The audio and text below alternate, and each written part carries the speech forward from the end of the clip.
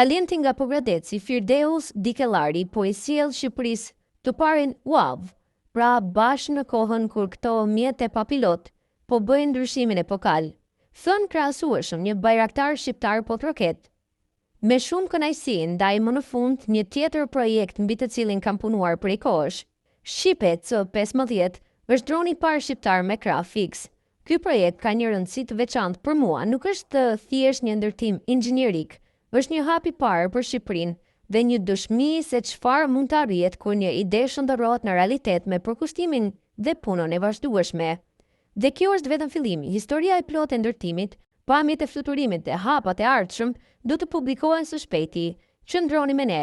Një falënderim i veçantë për Institutin e Teknologjisë nga Kanadaja për mbështetjen e vazhdueshme gjatë realizimit të këtij projekti.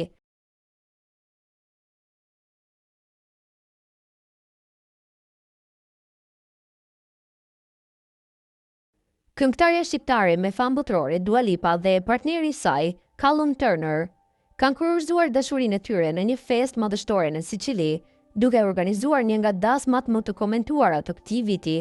Pas martesës intime civile të zhvilluar në Londër më 31 maj, çifti zgjodhi jugun e Italisë për të festuar për 3 ditë me familjar, miq dhe emra të njohur të botës së artit dhe të modës. Festimet u zhvilluan kryesisht në ambiente historike të Villa Valgurnera, një vilë baroke që ofroi skenë perfekte për një ceremoni të mbushur me elegancë, histori dhe romantizëm. Rreth 200 të ftuar morën pjesë në këtë ngjarje ekskluzive, e cila kulmoi me një spektakël fishek zjarrësh që ndriçoi qiellin e Siçilisë. Një nga elementët që të ruajë më shumë vëmendjen ishte prania e fortë e kulturës shqiptare në festë. Muzika shqiptare dhe vallet tradicionale krijuan një atmosferë të veçantë, duke sjellë copëza të identitetit dhe rrënjëve të këngëtares në një nga ditët më të rëndësishme të jetës së saj. Prindrit e Duas, Dukajin Lipa dhe Anesa Lipa, u pan duke vallëzuar me entuziazëm mes të ftuarve, duke i dhënë festës një ngrohtësi familjare që nuk mungoi gjatë gjithë mbrëmjes. Për muzikën shqiptare u kujdes këngëtari Besnik Qaka, i cili udhëtoi nga Prishtina drejt Palermos posaçërisht për këtë rast. Interpretimet e tij krijuan momente emocionuese, ndërsa shumë nga të ftuarit ju bashkuan vallëzimit deri në orët e vona të natës. Pamjet e publikuara nga brenda dasmës zbulojnë një ambient që ngjan me një përrallë moderne. Në mesin e dekorit spikatin detaje të personalizuara me mbishkrimin elegant, Dua dhe Callum, të shëndisura mbi pëlhur të lehtë dhe të zbukuruara me motive floreale delikate. Çdo element ishte menduar me kujdes për të reflektuar historinë e dashurisë së çiftit.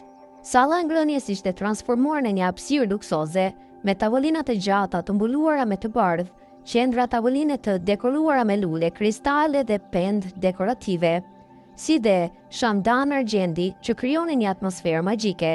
Afreskët, kolonat dhe pikturat klasike të vilës historike i shtuan edhe më shumë jeshi mbrëmjes. Edhe ceremonia në natyrë ishte mbreslënse, karriget prej drurit të vendosura në një lëndin të gjelbër ishin zbukuruar me fjongë të bardha që valviteshin lehtë nga era, ndërsa lulet e bardha dhe peizazhi përreth krijonin një skenë romantike që dukej si e dalën nga një film. Për paraqitjen e saj, Dua Lipa i besoi stilistes legjendare Donatella Versace, e cila krijoi 2 fustane të veçanta për këngëtarin, ndërkohë që gjatë pritjes së mirëseardhjes, artistja u pa me një fustan të bardhë të personalizuar nga Bottega Veneta, i zbukuruar me detaje elegante me pend. Sipas raportimeve, festa traditore ka një kosto që arrin rreth $1.7 milion, duke kombinuar luksin, elegancën dhe traditën siçiliane.